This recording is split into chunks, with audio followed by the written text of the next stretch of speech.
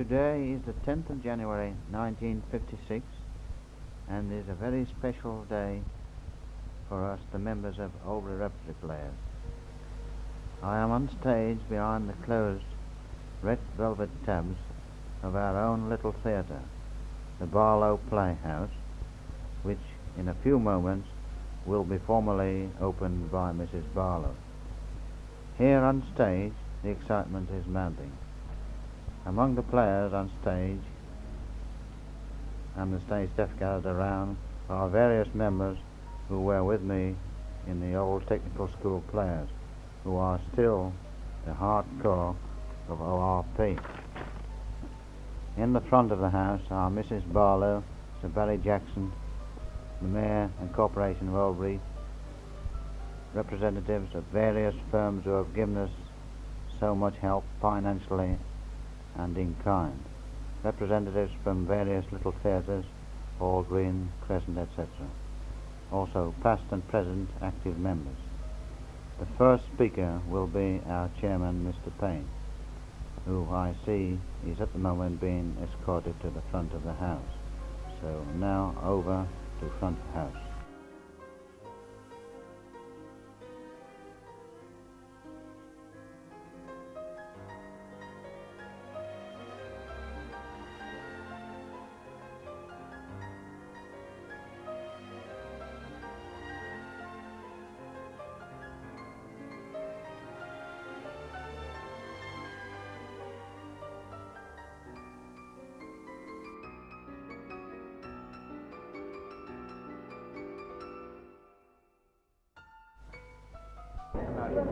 Ladies and gentlemen, I should have said Mr. Mayor, Madam Mayoress, ladies and gentlemen, I'm sorry. This is a very historic sort of occasion for some of us. I'm feeling very, very nervous. I don't often feel nervous on the stage, but I do now. This is a very important occasion for us as Oldbury repertory players because we are at last in our own home. We like to think that it's an important occasion for the borough of Oldbury too, because for the first time it has within its boundaries a building which is designed especially for the presentation of the living drama. And it's not an unimportant occasion for the theatre in general, because it's always, as Sir Barry Jackson said in a little letter to us a few weeks ago, it's always an important occasion in the theatre when a new theatre opens, even if the new one is an amateur theatre. And it's a very important occasion for our president, Mrs. Barlow, not only because she is our president and has been so anxious to see this theatre completed, but because it was one of the projects which her husband, our late president, Mr. C.T. Barlow, had very near to his heart. He worked for it for a long, long time, and I know she's particularly happy that she has been able to see the work which he started accomplished. And if I may say so, from a purely personal point of view, it's a very important occasion for me because I see tonight the realization of a dream 25 years old. Well, now, before I ask Mrs. Barlow to open this theatre formally and to welcome you here, I'm going to ask the architect, Mr. C.T. Dunkley Hogg, to give her the keys of the building. Mr. Hogg.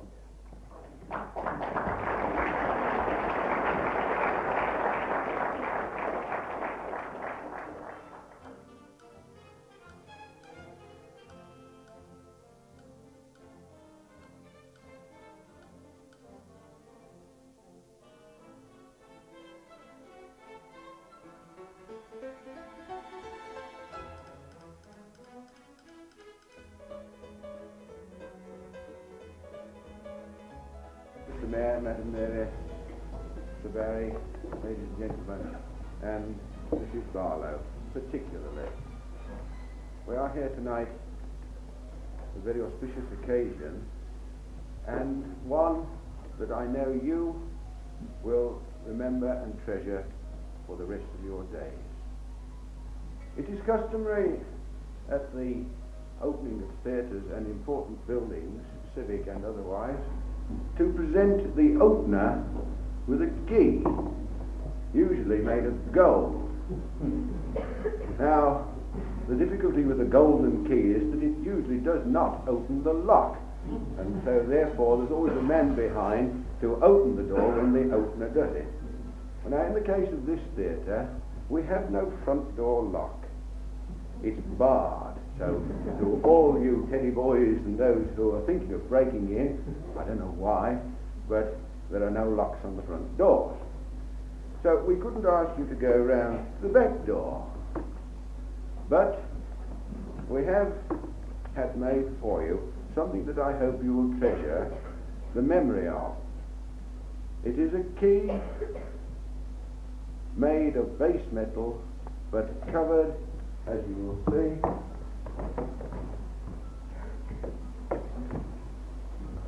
with those gorgeous flowers of the present day. Now, this key is made in the form of the usual type of the mortise lock key, and with the initial B on the top. That is in honour of yourself and your family, that this is to be known as the Barlow Playhouse. Now, these flowers will fade, but we hope this theatre, carrying your name, will live many, many years to accomplish its act.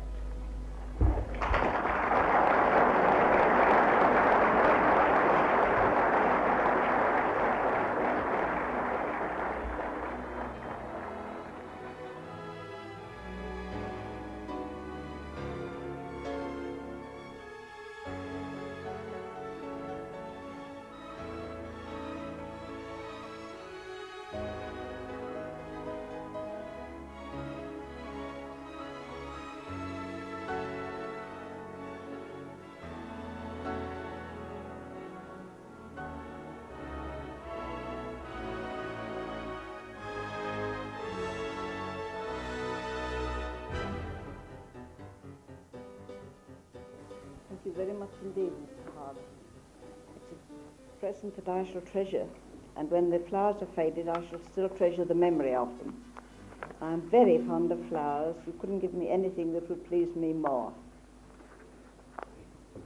That's my thank you. Now I must begin what I have to say. Your Worship, Sir Barry Jackson, and ladies and gentlemen, this is a very happy occasion. And it's an occasion that calls for thanks on the part, I'm speaking on the part of ORP, to our audience, because this is an audience composed of people who have helped us.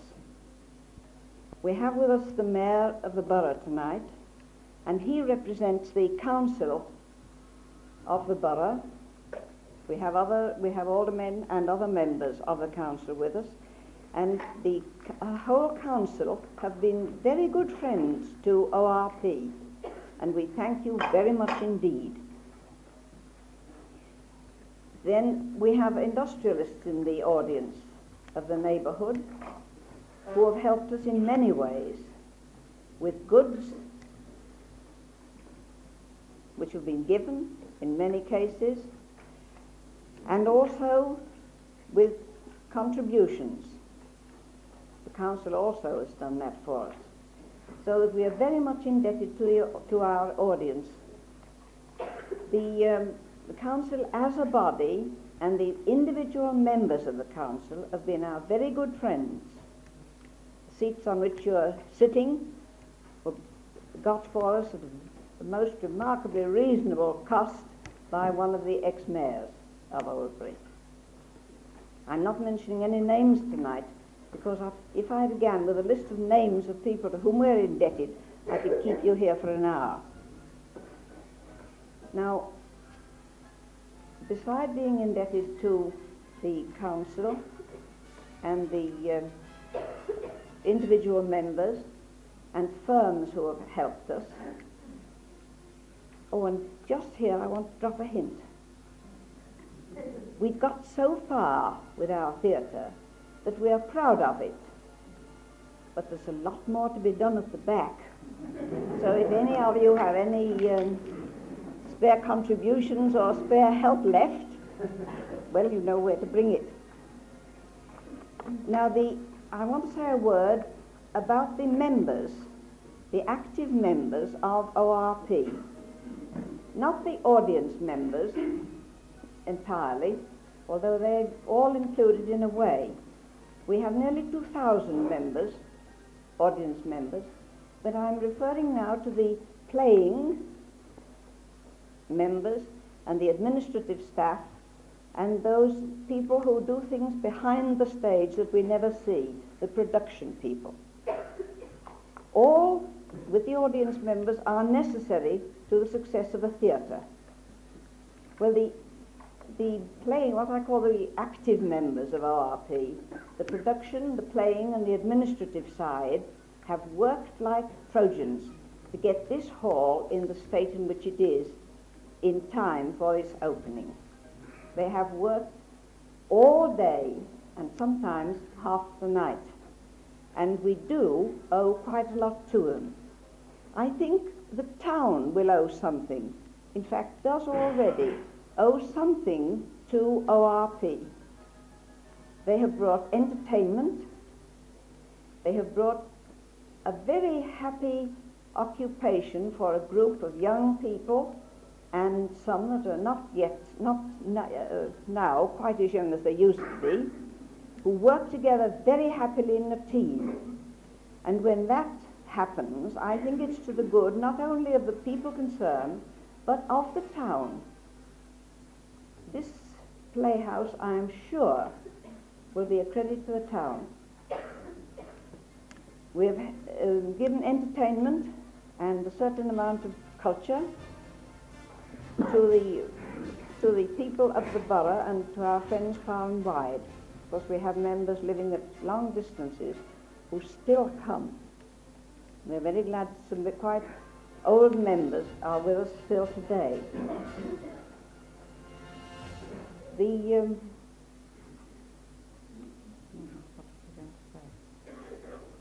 I think that's quite as much as I ought to say, because I don't want to keep you too long from the next speaker.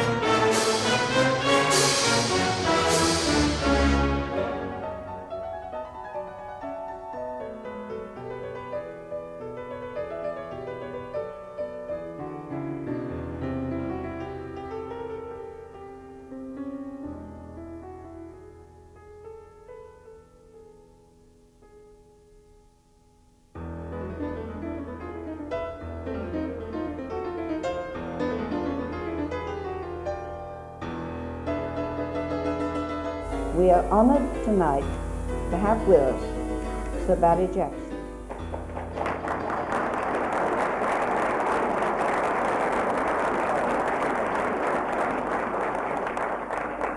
Sir Barry Jackson's a great man of the theatre of his time.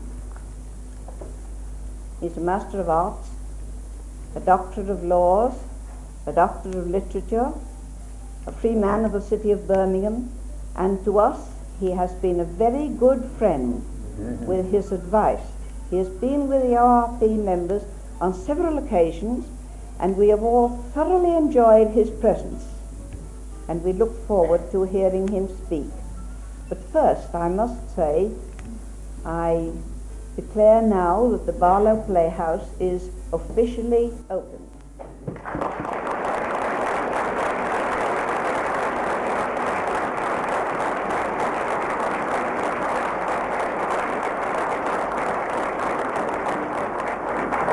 And I want to ask Sir Barry Jackson if he will be the first to speak in this officially opened new theatre.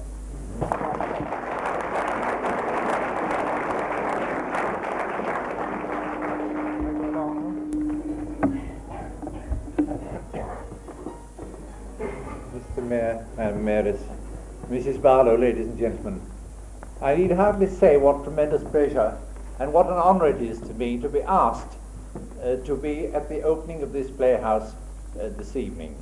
We have, alas, too many professional playhouses in the country at the present time that are just closing down from lack of support. It is not the moment for me to go into the reason for that lack of support. It may be that everyone is buying television sets, although I'm told that many people put the things up on the roof to pretend they've got one,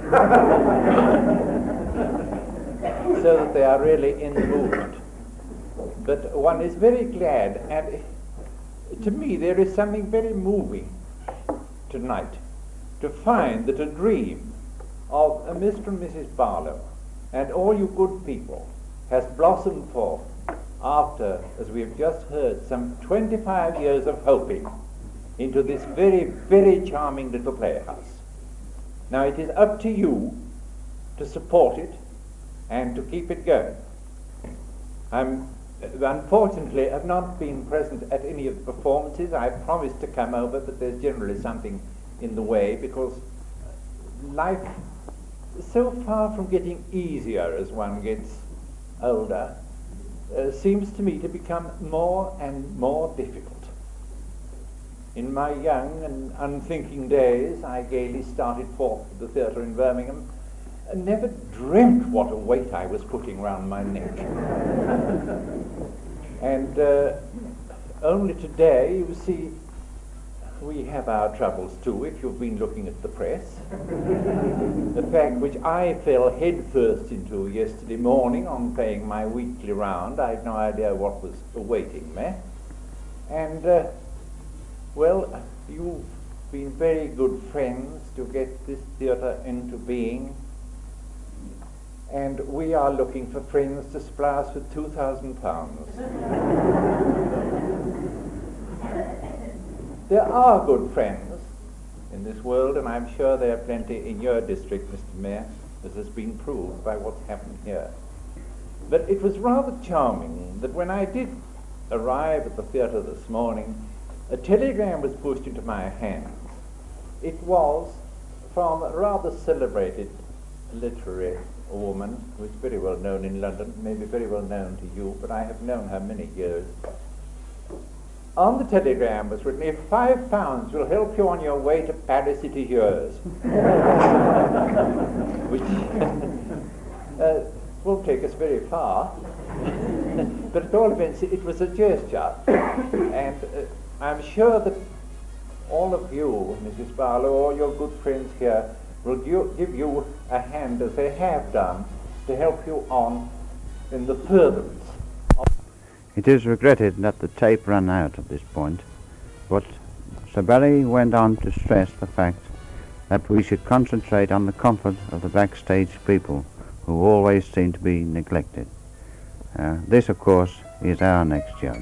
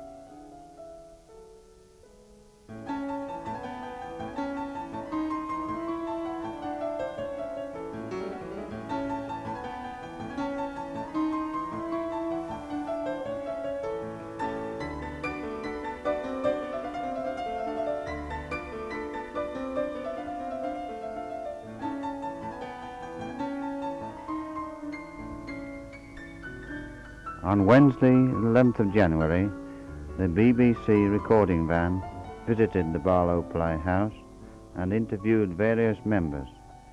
An edited version was broadcast on the Midland Home Service at 6:40 p.m. on Friday the 13th of January in the What Goes On Midland magazine. The broadcast was recorded on paper tape and now follows. Comes Oldbury, where the first live theatre in the town was opened on Tuesday. But this is a theatre with a difference, for the Barlow Playhouse was built by a local group of amateur actors, the Oldbury Players. Mary Agate took a What Goes On microphone to Oldbury on Wednesday. I'm standing in the Barlow Playhouse. Barlow, the name, by the way, is because Mrs. Barlow is the president and has been a wonderful benefactress to the Oldbury Little Theatre Group. It's really very difficult to imagine now that this lovely little theatre was a chapel not so long ago. I'm told it's one of the largest little theatres in the Midlands. The conversion from chapel to theatre has been beautifully done. And last night it was officially opened by Mrs. Barlow, and Sir Barry Jackson, who has taken a great interest in the Oldbury Players, was present. The theatre seats are red velvet, and they were bought for £half each at a cinema, I think, in Wolverhampton. And of course they've been repainted and renovated and look quite new. The rest of the colouring turns in. Red velvet curtains to the stage, glorious curtains, red carpets on the floor, the walls are cream, and the heating is by gas. In fact, it's a really comfortable, new-looking, well-planned little theatre. Chris Smith is with me. He's the business manager and the producer of this group, and I hope he'll be able to tell me more. What about the membership? Well, we have a membership at the moment, an audience membership of some 1,800, of which about 150 are active members. That has grown over the last 5 years. We've probably doubled ourselves. How much do they pay? They pay 2 shillings a year subscription, which gives them priority of booking. In other words, they can book their seats before the general public. They get a copy of our house magazine, The Playhouse, which goes out bi-monthly. And the magazine's your own, is it? The magazine is our own publication, yes, edited by one of our members, and we find it very useful. We give news of the forthcoming productions, social interest and items and things like that. Are you likely to increase your membership, or do you feel you have enough now? Well, we feel that the membership at the moment will have to be closed, as we're already fully committed. We have a capacity of about 176 seats, as we've told you, and we're doing a 10-night run, and at the moment we feel that's all we can manage. Yes, I dare say. It sounds terrific. Now I'm going to ask Mr. Dunkley Hogg, I beg your pardon, Mr. Hogg, who is the architect. What was this place like before, and what are your plans for the future for it? Well, it was a typical chapel of the late Victorian times. That is, a small building with a gallery, 2 sides and the back, with an organ loft over the pulpit.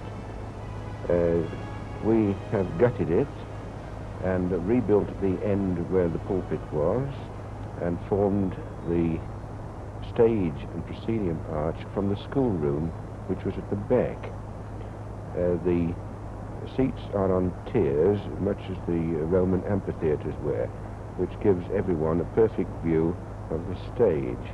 The entrance is from a small entrance hall, which is below part of the theatre, and accommodates toilets and the kitchen and manages sort of reclining room. It's a proper little foyer, really, isn't Quite, it? yes. Only in miniature, In rather. miniature. And future programme will be, first of all, to give the actors a little more comfort.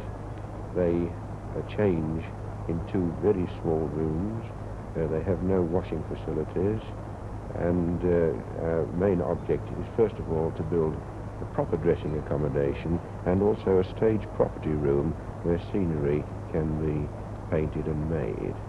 And then finally, we shall extend the theatre, giving probably 20 or 30 more seats, and build a pucker stage with a cellar beneath, and we hope flies to fly the scenery as in the proper professional theatres.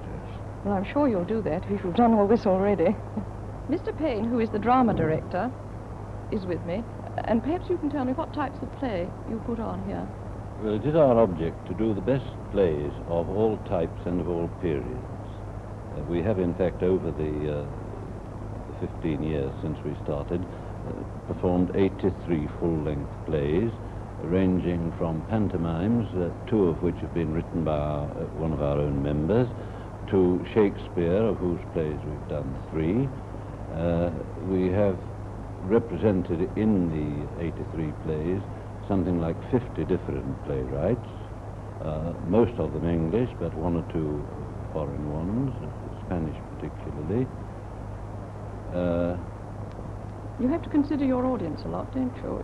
Are your audience more fond of modern plays in a way than Shakespeare? Well, Shakespeare's not one of our most popular playwrights. You have to realize that we are in an industrial area, and in an area which was completely starved of theatre prior to our coming into existence, so that we've had to, as it were, introduce our audiences to the drama. Anyway, your actors are very enthusiastic, I dare say, aren't they? Extremely so. We have had altogether some 130 possibly, and we have around about 40 active players now. And what were the plays you put on for your first opening night? We started with a morality play, Everyman, as representing the earliest type of English drama. We follow that with the trial scene from The Merchant of Venice, as representing something of the best in the English theatre, and we finish the evening with Noel Coward's Red Peppers as being designed to send the audience away extremely happy and representing modern theatre. Well, thank you very much, and great success to you all.